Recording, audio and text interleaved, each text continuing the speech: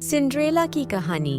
एक बार की बात है, एक दूर के राज्य में सिंड्रेला नाम की एक युवा लड़की रहती थी। सिंड्रेला एक दयालु, सौम्य और अत्यंत उज्जवल मुस्कान वाली सुंदर बच्ची थी। सिंड्रेला का दिल प्यार से भरा था, लेकिन दुर्भाग्य से भाग्य सिंड्रेला के प्रति दयालु नहीं था। उसकी माँ की मृत्यु हो गई थी, जिससे वह अपनी स्वार्थी सौतेली माँ के साथ अकेली रह गई थी। सौतेली माँ की अपनी 2 बेटियां थीं और वह सिंड्रेला की सुंदरता और दयालु हृदय से बहुत ईर्ष्या करती थी। उसने सिंड्रेला के साथ गलत व्यवहार किया, उससे घर का सारा काम करवाया और गंदे कपड़े पहनाए, जबकि उसकी अपनी बेटियां अच्छे कपड़े पहनती थीं और विलासिता में रहती थीं। क्रूरता का सामना करने के बावजूद सिंड्रेला दयालु और सौम्य बनी रही। उसने अपनी सौतेली माँ की निर्दयता से कभी भी यह नहीं बदलने दिया कि वह कौन थी। वह अक्सर बगीचे में पक्षियों और जानवरों से बात करके आराम तलाशती थी, जो उसके सबसे प्यारे दोस्त बन गए थे। एक दिन राज्य को रोमांचक समाचार मिला।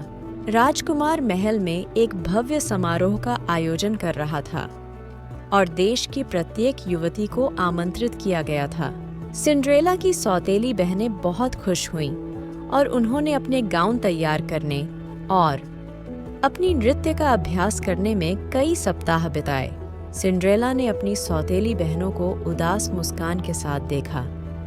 उम्मीद थी कि वह समारोह में भाग ले सकेगी और उस जादू का थोड़ा सा अनुभव कर सकेगी, जिसके बारे में उसने अपनी माँ की कहानियों में सुना था। लेकिन उसकी सौतेली माँ इस बात पर जोर दे रही थी कि सिंड्रेला घर पर ही रहेगी और अपना काम काज करती रहेगी। समारोह की रात आ गई और सिंड्रेला अपने पुराने कपड़ों में अकेली रह गई, जबकि उसकी सौतेली बहनें और सौतेली माँ महल के लिए प्रस्थान कर गईं। वह चिमनी के पास बैठी थी, उसकी आंखों में आंसू थे। वह उस जादू का स्वाद चखना चाह रही थी जिसके बारे में उसकी माँ ने उसे बताया था। अचानक कमरे में एक धीमी, मधुर आवाज गूंज उठी। ये उसकी परी गॉड मदर थी, मुलायम, चमकती रोशनी से घिरी एक सुंदर आकृति। तुम क्यों रो रहे हो मेरे प्रिय? परी माँ ने पूछा।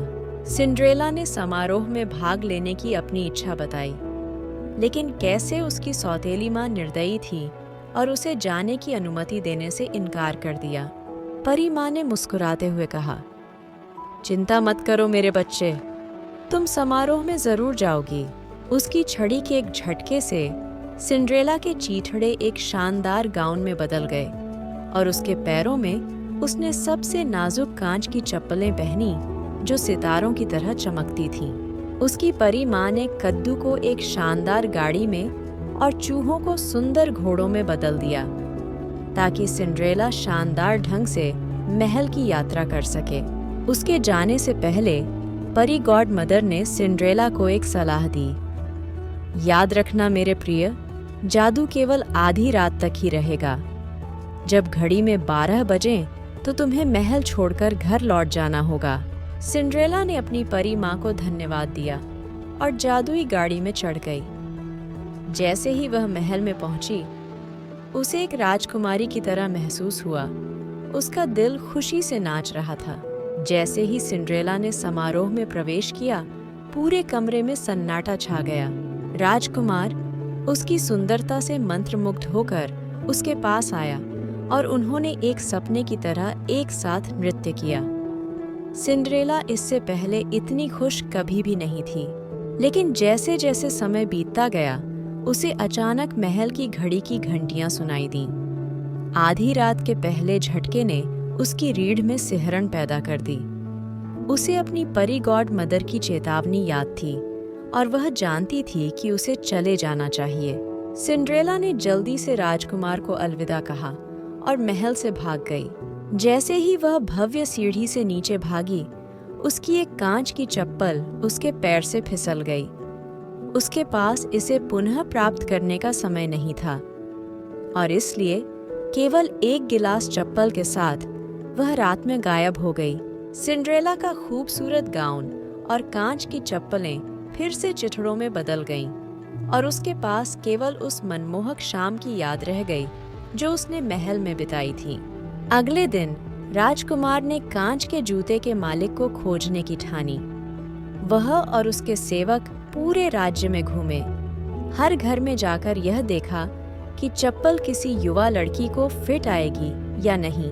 जब वे सिंड्रेला की झोपड़ी में पहुंचे तो उसकी सौतेली बहनों ने उत्सुकता से उनके पैरों को कांच के जूते में फिट करने की कोशिश की, लेकिन यह उनके लिए बहुत छोटा था और उनके पैर इसमें आसानी से नहीं समा सकते थे। सिंड्रेला ने छुपकर देखा जब उसकी सौतेली बहनें राजकुमार को धोखा देने का प्रयास कर रही थीं। फिर वह आगे बढ़ी और आशा भरे मन से पूछा, क्या मैं कोशिश कर सकती हूँ? राजकुमार सहमत हो गया और जैसे ही उसने अपना पैर कांच के जूते में रखा, वह पूरी तरह से फिट हो गया। राजकुमार की आंखें खुशी से चमक उठीं क्योंकि उसे एहसास हुआ कि उसे वह युवती मिल गई है जिसके साथ उसने समारोह में नृत्य किया था। सिंड्रेला की सौतेली बहनें आश्चर्यचकित और परेशान थीं, लेकिन भले ही वे उसके प्रति बुरे थे, सिंड्रेला को गुस्सा नहीं आया।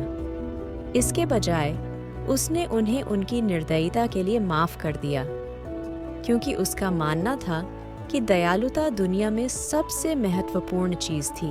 और इसलिए सिंड्रेला राजकुमार के साथ फिर से मिल गई और वे हमेशा खुशी से रहने लगे।